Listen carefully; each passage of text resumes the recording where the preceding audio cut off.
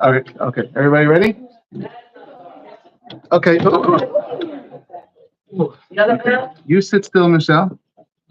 Okay, ladies and gentlemen. So, thanks everyone for coming to this new location for the class, the Rabbi's house, the Rebbitzon's house. We're gonna have a good time with the new Torah. It's so exciting. Being that we had a switch up today and we didn't do the halakha class or the latest class in the morning, and instead we're gonna do it here because of the Torah dedication. I've been thinking this morning and last night, maybe I could do like a combo, the halakha class together with something about the parasha and a nice lesson. And so I pulled Yariv this morning. I said, Yariv, I need you to sit down. I need a haruta. We got to go through a halakha that I've been thinking about. And so we pulled out a Yabia Omer. Yabia Omer is written by Yacham Vadia Yosef. So usually on Sunday, we do Yehaveh Da'at. Yehaveh Da'at is by Yacham Vadia, but it's shorter. 3 or 4 pages to answer each question.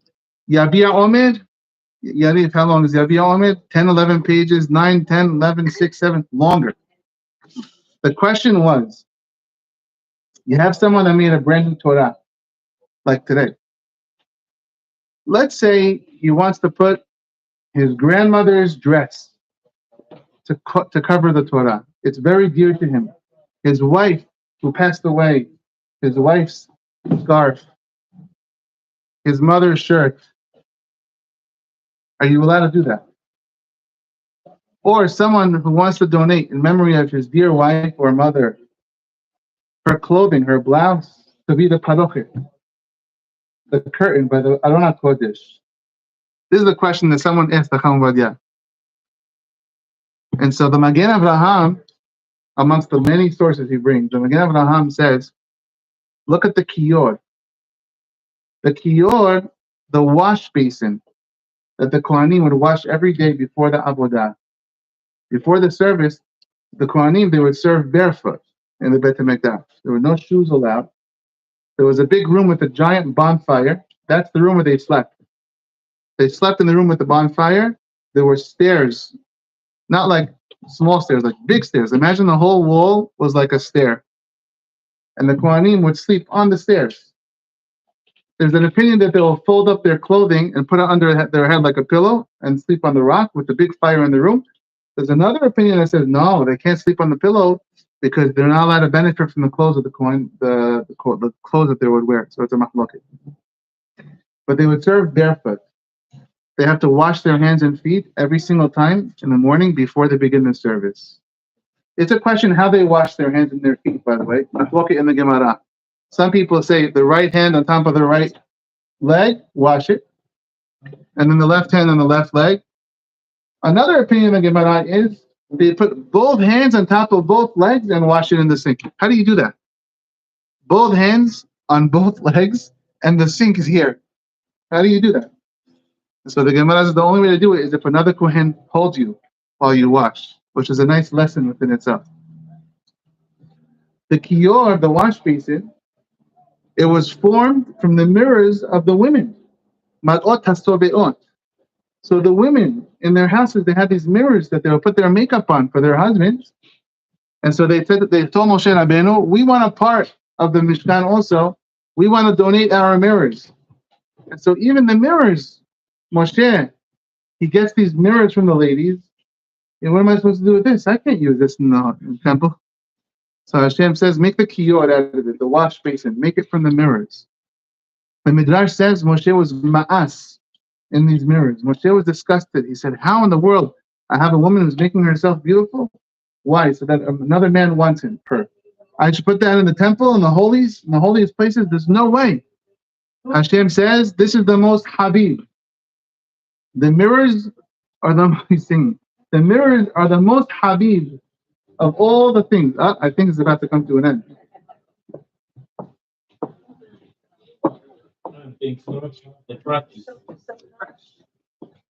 Rabbi, what should we do?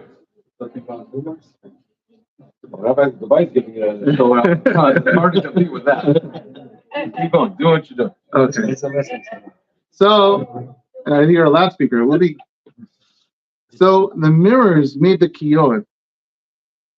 And so Hashem tells the Moshe Rabbeinu, the kiyor, the wash basin, is going to be made out of the mirrors that the ladies put makeup. Says the Magen Avraham, if you can make a kiyot, a wash basin, out of mirrors that the women put makeup on, then you should be able to take a kerchief or a dress from a woman and make a parochet in the shul. Or take a piece of her clothes and make a mapa, a covering for the sefer Torah. It's an interesting question. And that's why I needed him to sit down and read it with me, because it's a very long answer. So there's two issues to this question. Issue number one is, are you allowed to use used clothing for the shul? So if it was a brand new dress, a brand new clothing, it would be easier. If it's used clothing, she used it, it's another issue.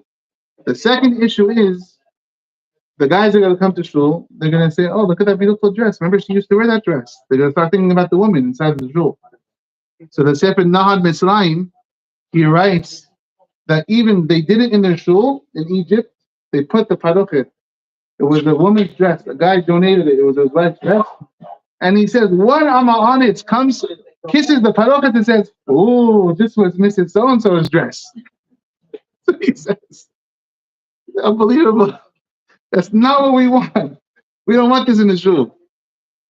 And so halakha ma'aseh, says Acham Ovadia, just like the kiyot is made from the mirrors, you can use clothing to make the parochet or to make the mapa for the sefer Torah. However, if the clothing was worn by the woman, and people are going to look at this dress and say, oh, this is Mrs. Cohen's dress. Of course, she always wore this dress. Then you should change the look of it. Maybe cut pieces up and sew them in a different way, or cut a little piece so you can't recognize it was the dress, and use it for the sefer Torah. If it was worn 3 or 4 times, Mariette, if it was only worn 3 or 4 times, there are many poskim who say this is still called new. When we say old, we mean she wore it a lot. Halakha ma'aseh, says the Kamvadia, it is permitted to take clothing and make a parochet in the Beit Knesset. It's permitted to take the clothing and make a mapa. If it's new, it's even better. If it's used, you should change it up. You cut and sew and paste and stitch it. And we learned this, says the Magen Avraham, from the kiyot. Now, there's something interesting about the kiyot. One last point about the kiyot, that'll be our lesson, and we'll have a little mini version of the class for today. The Gemara in Zebahim says that Moshe Rabbeinu, when Hashem told him to make the kiyot, he told him, V'rahasu, Aharon ubanav bimenu et yedehem v'et raglehem. This is the pasuk. V'rahasu, Aharon and his children, banav, plural. How many is the minimum of banav? 2. Even though he had 4 children, but the minimum of banav is 2. And who else was the Kohen? Moshe was the Kohen Gadol. When they first made the Mishkan, before Aharon was inaugurated, Moshe had to be the Kohen Gadol. So Moshe, Aharon, ubanav, and 2 kids have to wash up the basin. Says the Gemara Menachot, there has to be enough water in the kiyot to wash 4 Kohanim's hands and feet in one shot. 4. 1 for Moshe, 1 for Aharon, 1 for 2 sons.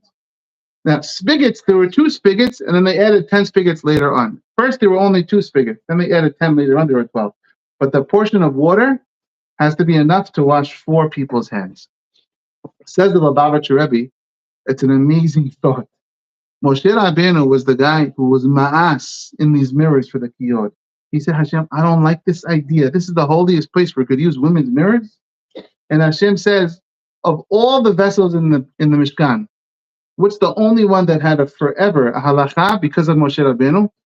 The kiyot had to have 4 portions of water because Moshe Rabbeinu. Moshe had to wash Aharon and his 2 kids. Even though Moshe Rabbeinu was gone after 7 days, he was no longer, according to most opinions, he was no longer in the Kohen.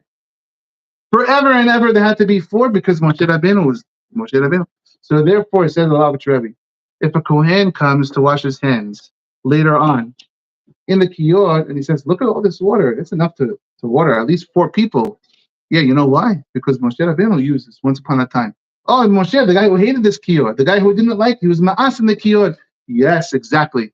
The one vessel that he was ma'as in is the one that he's going to be remembered in forever and ever and ever. Why? Because Hashem told Moshe Rabbeinu, you don't get it. You come from a good place. You want to keep things holy, and you want to keep them separate from things that are not holy.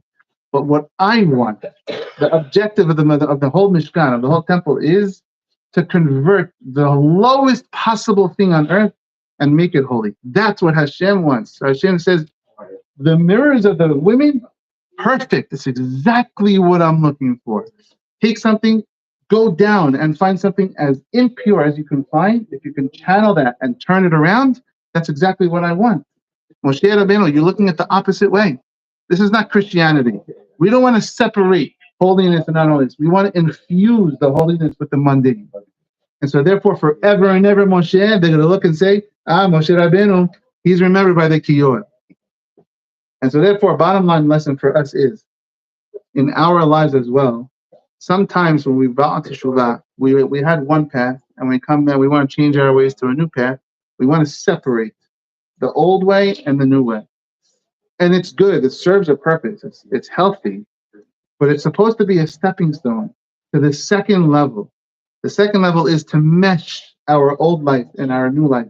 Every part of our life becomes holy. In the beginning, it's okay.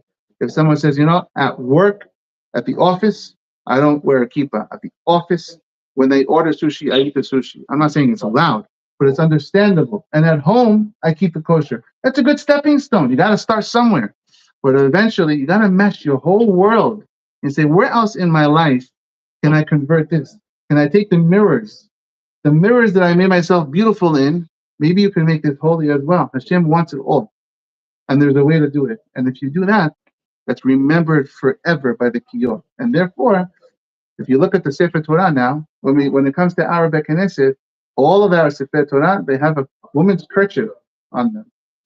A woman's kerchief on the Sefer Torah. Hey, can you picture someone say, hey, what is a woman's kerchief doing on the Sefer Torah? And the answer is, Habibi, you're not understanding. Maybe it's ma'as to you, but for us, it's Habib. Hashem says the most Habib. You take something that's usually used for mundane, use it for Sefer Torah. It's beautiful, especially if it's a brand new kerchief that was never used. We don't want anyone to say, oh, there's the kerchief of Mrs. Nabin. No, it's not what we want. We think a brand new kerchief is going to be pretty, and we're going to honor the Torah. And so therefore, think about how we can do this in our lives. Halakha l'ma'aseh, it's allowed. It's a very short shiur for this week. Next week, I'll make it up to you because it's a different setting. Let's have the party. And now let's start the music. Yalla, let's turn this off. My pleasure.